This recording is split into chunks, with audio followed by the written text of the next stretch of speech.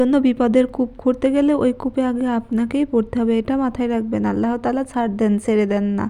আসসালামু আলাইকুম। Hello everyone, সবাই কেমন আছো? আলহামদুলিল্লাহ, আল্লাহর রহমতে সবাই ভালোই আছো। দিন কি করি তা একটা ছোট্ট ভিডিওর মাধ্যমে তোমাদের দেখাতে এসেছি। সকাল সকাল ঘুম থেকে উঠে বাহিরে চলে গিয়েছিলাম দেখতে কি অবস্থা। এদিকে বেশ কি কুয়াশাটা আজ একটু কমই, দেখতে লাগলাম সবাই মিলে আরো গল্প করতেছিল। ওখানে কিছুক্ষণ দাঁড়িয়ে একবার এসে আম্মুর জন্য পানি গরম করতে দিয়ে চলে গিয়েছিলাম। আবার দেখছি কি আয়ান এসেছে, আয়ান এসে আমার সাথে কতক্ষণ খেলা করতেছিল। আমার আম্মু ডাক দিয়েছে, আমি চলে এসেছি। এবার এতটুক দরজা ফাঁক, ওম দিয়েও আসতে চাচ্ছে। আমি বলছি তোমাকে নিব না, নিব না।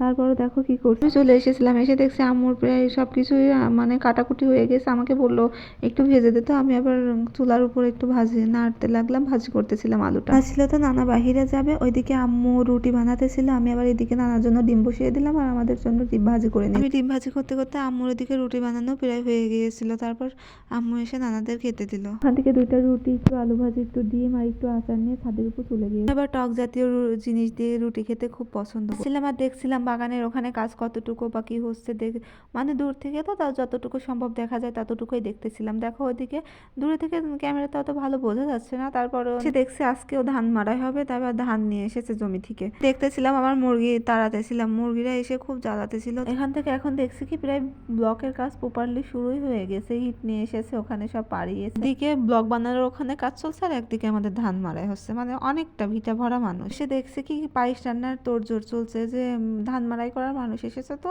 ওদেরকে তো আবার পায়েস দেওয়া লাগে। আমি একটা মজার বিষয় কি, একটা কাজ করতে লাগলে সবাই হাতে হাতে আগিয়ে দেয়।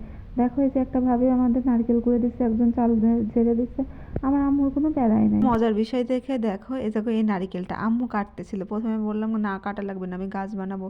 তারপর আমার ফুপড়া দেখে লোভ সামলাতে পারি না, তখন আমি যাই কেটে খেয়ে নিয়েছি আর আম্মুকে পায়েস রান্নার জন্য নারকেলটা কুটতে দিয়েছিলাম। হলে সব কিছু ভাগাভাগি করে খাই। ওখানে দাদি ছিল, আম্মুকে দিলাম, ভাবিদের দিলাম, সবাই মিলে খেলাম। চালটা আগে ফুটিয়ে নিয়ে কাঁচা দুধই ওর ভিতর ঢেলে দিবে, আমাদের পায়েস এরকম করে রান্না করে। চাউলটা ফুটিয়ে নিয়ে এক পর্যায়ে যে সব চিনি দিয়ে দিল, কিছুটা নারিকেল দিয়ে দিল, নারিকেল দিয়ে নাড়তে থাকলো।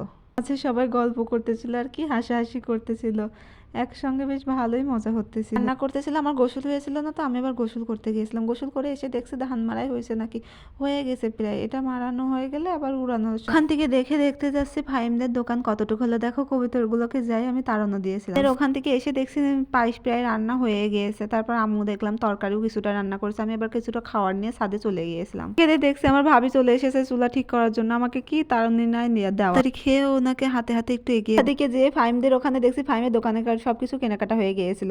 আবার দেখছি ভাবিরা এসেছিল, ওদের সাথে আবার আমি ভিটার উপরে গিয়েছিলাম। ভিটার উপর মানে ব্লক তৈরি করা হচ্ছে তো, ওরা আবার দেখতে এসেছিল বলে তাই। আগে ওম দিয়ে কেউ দুপুরবেলা যেতেই ভয় করতো, আর এখন রাত্রে সব বেড়ায় কিচ্ছু মনে হয় না। এখন থেকে এসে রাতের খাবার খেয়ে ঘুমিয়ে পড়েছিলাম। এভাবে আমি সারাটি দিন কেটেছিলাম। তোমাদের ভিডিওটি কেমন লাগলো সবাই লাইক কমেন্ট এবং শেয়ার করে বলে দিও। আল্লাহ হাফেজ।